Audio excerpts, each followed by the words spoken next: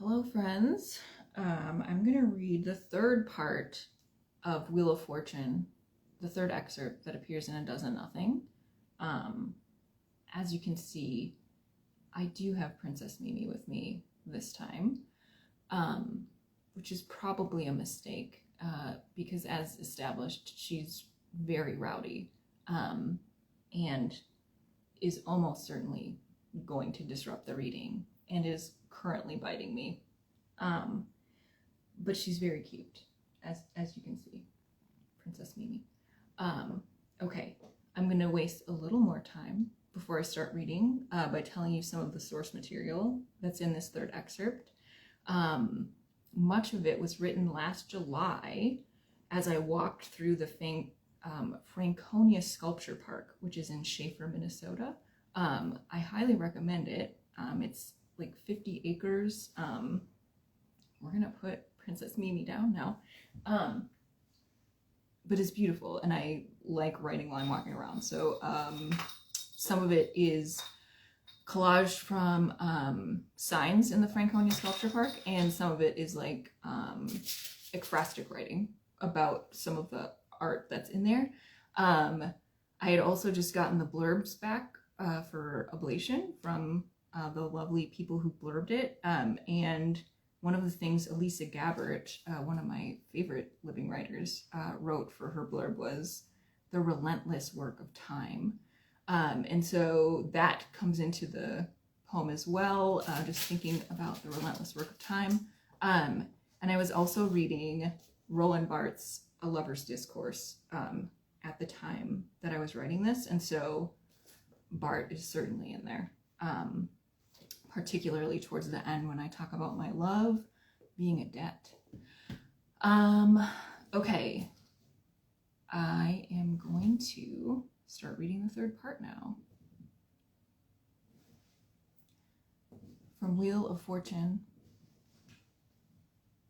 So specific, the dust. How does one make the void felt? I clasp my hands behind my back because it opens my heart. A woman strips nude and wades into the river as I cross the bridge, plank by plank. I don't look at her. Don't call it mercy. Hold flowers against your body. Describe the hands of someone you love. Lace plaster and rebar, the cupped palms of my breasts, and reinforced and given up in diffuse pains and infinite knots. If a cycle is an occurrence or a series of occurrences wherein events or phenomena repeat themselves in the same order or at the same intervals, then cycles exist in many forms.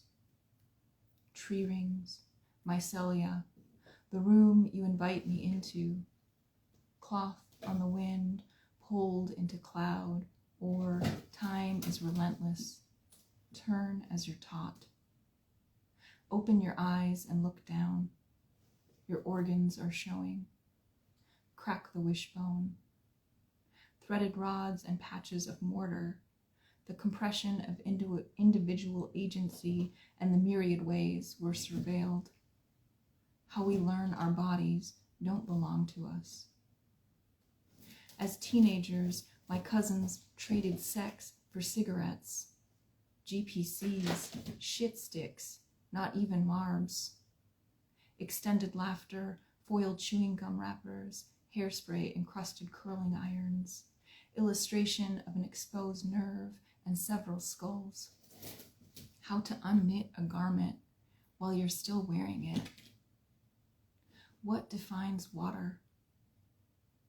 The vessel splits open.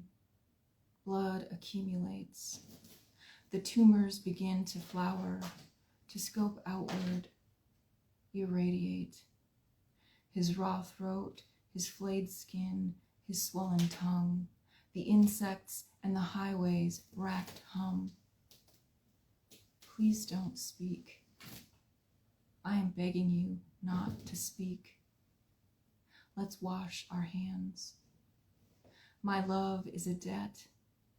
My love is an expenditure, I give, and the crossroads and the milkweed pods split bitter.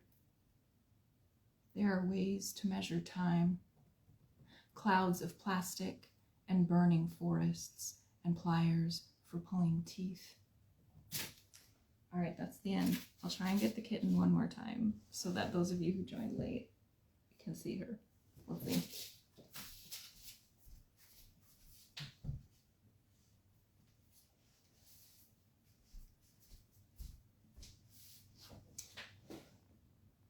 There she is, purring, clawing curtains as I'm reading. Okay, thanks to Jeff and Pete. That's the third one. I'll read the last section next week. Enjoy the rest of your day.